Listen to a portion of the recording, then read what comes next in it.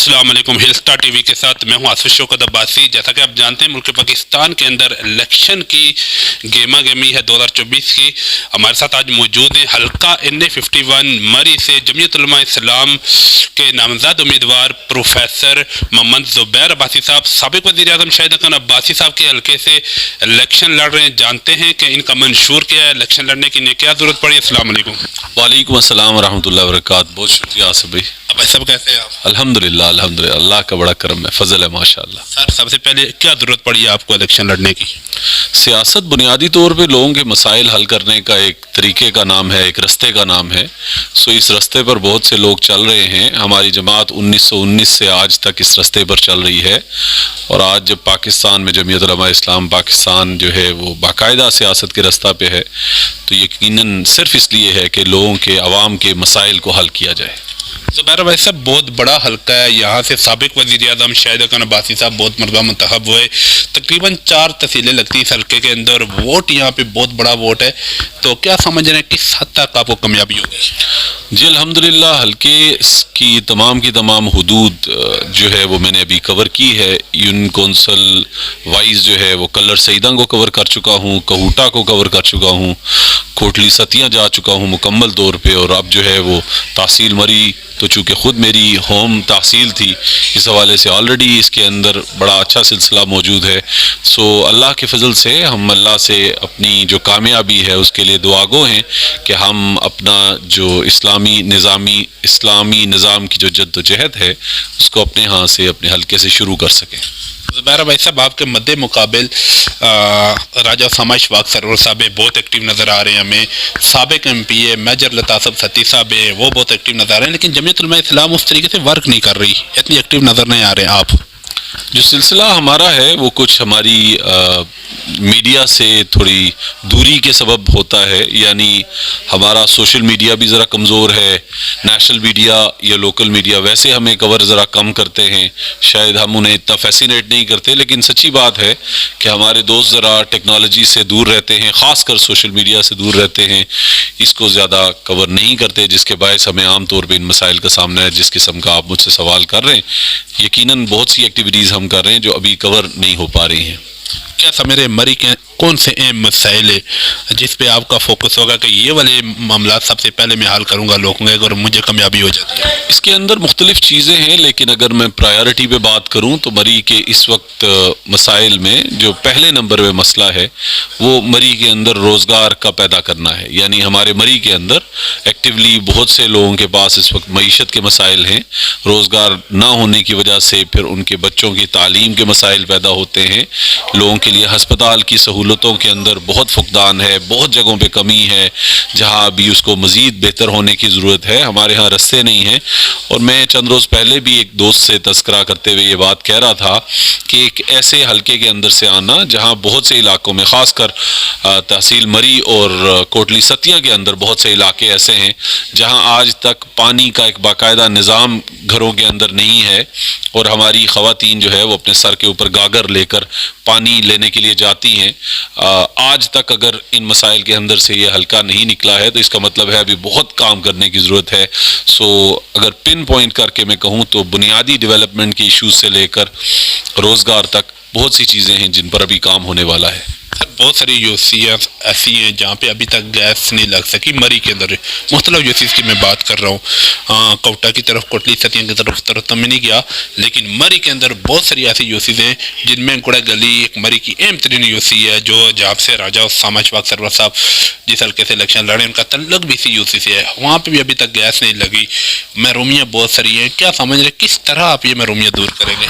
دیکھیے، اقتدار جو ہے اس کو اللہ کی امانت سمجھ کے اس وقت کو پھر عوام کے لیے مختص کر دینا، یہ کچھ اس طرح سے یوں سمجھ لیجئے کہ جمعیت علماء اسلام کے ایک ابھی تازہ دور کی مثال یہ جو 16 مہینے کی ہماری مشترکہ حکومت تھی جس میں مسلم لیگ بھی ہمارا حصہ تھی، پیپلز پارٹی بھی ہمارا حصہ تھی، اس دور میں ہمارے ایک وفاقی وزیر سینیٹر جو ہیں ان کی میں مثال دینا چاہوں، لیکن ابھی بلکہ میں مثال آپ کے سامنے رکھ دوں وفاقی وزیر مذہبی امور مفتی عبدالشکور کی، جو افطار کے وقت اپنے پی اے کے گھر گئے, اس کے ساتھ جا کے افطار کی. اپنے چونکہ بیگم بچے عید کے لیے انہوں نے بھیج دیے تھے پشاور, اور خود اکیلے تھے پانی بھرنے کے لیے. وہ پھر جب واپس آتے ہیں فلٹر سے تو اس دوران ان کی ایکسیڈنٹ ہوئی.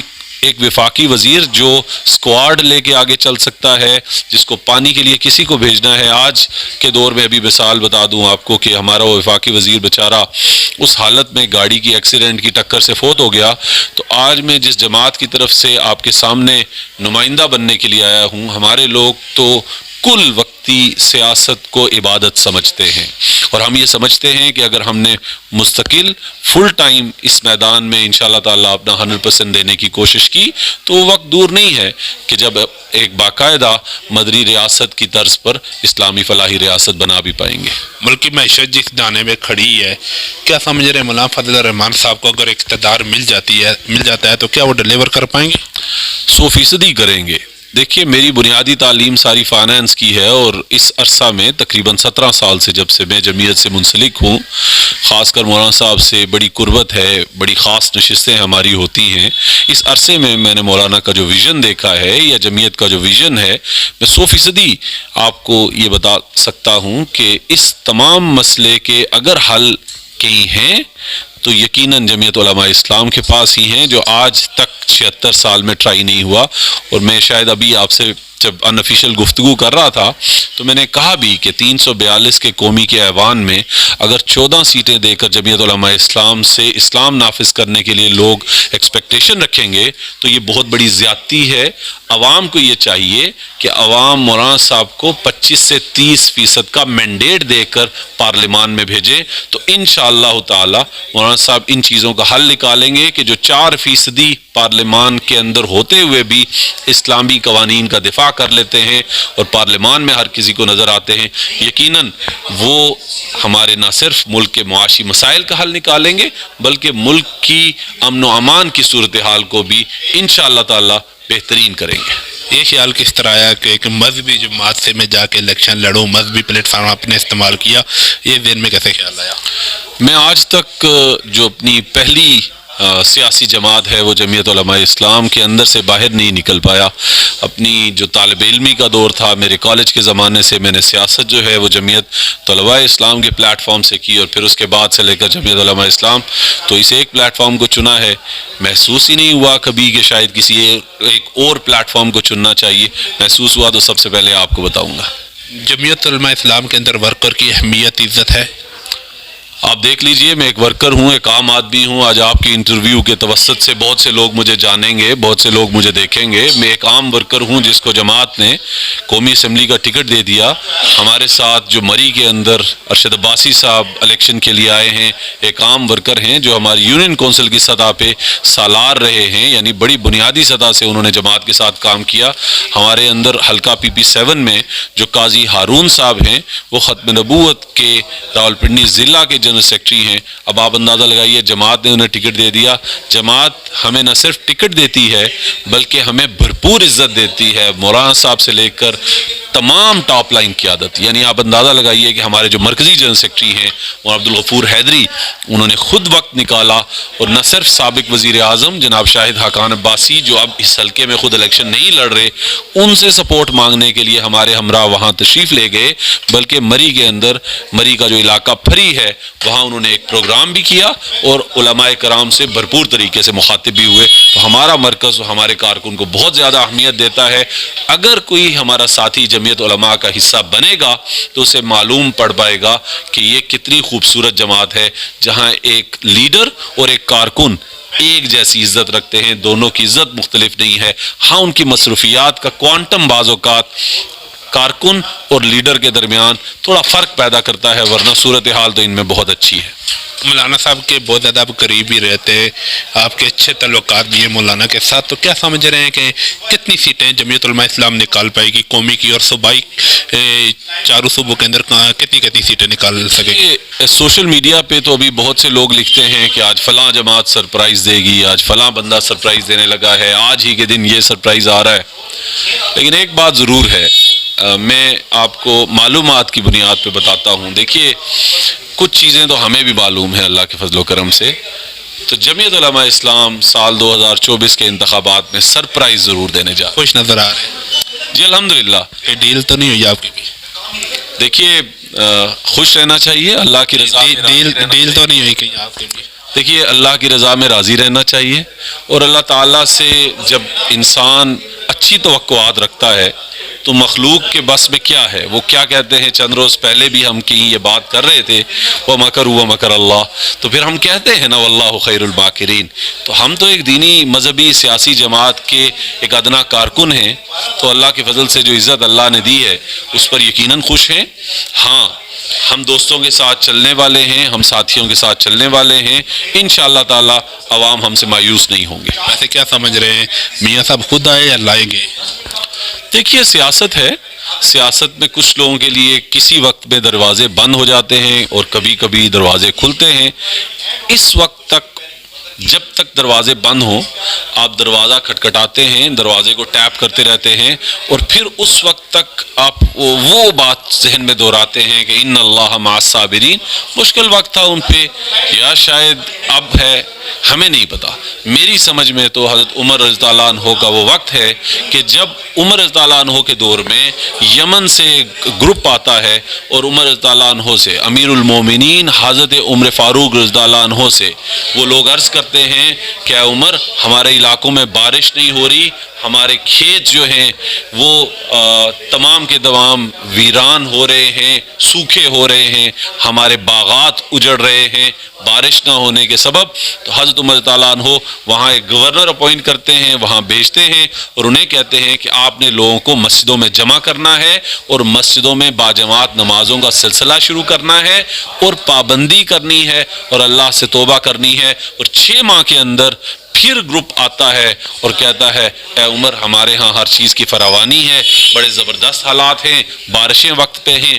تو آج اگر اتنے سب مسائل ہیں اور دینی سیاست سے لوگ دور ہیں, مسجد کو سوشل سینٹر نہیں سمجھتے, ہمارے مسائل اگر مسجدوں میں حل نہیں ہوتے تو اللہ کی ناراضگیاں اور کیا ہیں کہ آج تک مری کے اندر برف نہیں پڑی. جب اب جنوری کا اختتام ہونے جا رہا ہے تو آپ کے سامنے ہیں بہت سی باتیں. آصف بھائی دیندار آدمی کو تو بہت کم کہنا پڑتا ہے, ہماری یہ بات الیبریٹڈ اس لیے ہو گئی کہ اب مسائل کا حل اسی ذریعے سے ہوگا انشاءاللہ. سر آخر میں اپنے چاہنے والوں کو, اپنے جمعیت علماء اسلام کے ورکروں کو, کارکنوں کو, اپنے ووٹر سپورٹروں کو کیا پیغام دیں گے؟ دیکھیے حلقہ N51 مری کوٹلی ستیاں کلر سیداں کہوٹا کے ایک ایک بندے کو ہم اپنے منشور کے مطابق جو اسلامی شرعی تنخواہوں میں بنیادی تنخواہ ہے, یعنی 1 تولہ سونے کے برابر, ہم ایک طرز پہ یہ کوشش کریں گے کہ ہم اپنے علاقے کے رہنے والوں کی آمدنی کا لیول ہر مہینے کی سطح پہ کم از کم اتنا کریں کہ وہ 2 لاکھ روپے مہینہ کما رہے ہوں, تو وہ اپنے لیے باقی ضروریات زندگی جس کا لارا ایک عام سیاسی آدمی آپ کو لگاتا ہے کہ میں آپ کی گلی بناؤں گا, آپ کے گھر پانی کی یا گیس کی لائن ڈلواؤں گا, آپ کو بجلی پہنچاؤں گا, وہ سب خود کر لے گا. صرف ہم آپ کے روزگار پہ کام کریں گے. سو جو ہمارا منشور ہے اس کی ایک شق کو ہی دیکھ لیجئے, آپ کو سمجھ آ جائے گا کہ لوگ اسلامی نظام سے کیوں ڈرتے ہیں. کہ جہاں آج افغانستان کے اندر ڈالر 60 سے 70 روپے کے درمیان ہے, وہیں آج پاکستان کے اندر اگر یہ 280 سے زائد ہے, تو یہ سمجھ لیجئے کہ آج اسلامی نظام کی بہاریں وہاں نظر آ رہی ہیں, اور ہمارے ہاں انشاءاللہ تعالیٰ آپ کو جلد نظر آئیں گی. بہت شکریہ جی. آج کے ہمارے مہمان تھے جمعیت علماء اسلام کے نامزد امیدوار حلقہ N51 مری سے پروفیسر محمد زبیر عباسی صاحب, نوجوان ورکر جمعیت علماء اسلام کے امیر مولانا فضل الرحمان صاحب نے ایک عام بندے کو حلقے کی نمائندگی کے لیے آگے لے کے آئے. تو اپنے لیے, اپنے بچوں کے مستقبل کے لیے ضرور سوچئے کہ ہماری ووٹ کا اصل حقدار کون ہے. اگلے ایک نئے پروگرام تک اپنے میزبان آصف شوکت عباسی کو اجازت دیں. اللہ نے کے بعد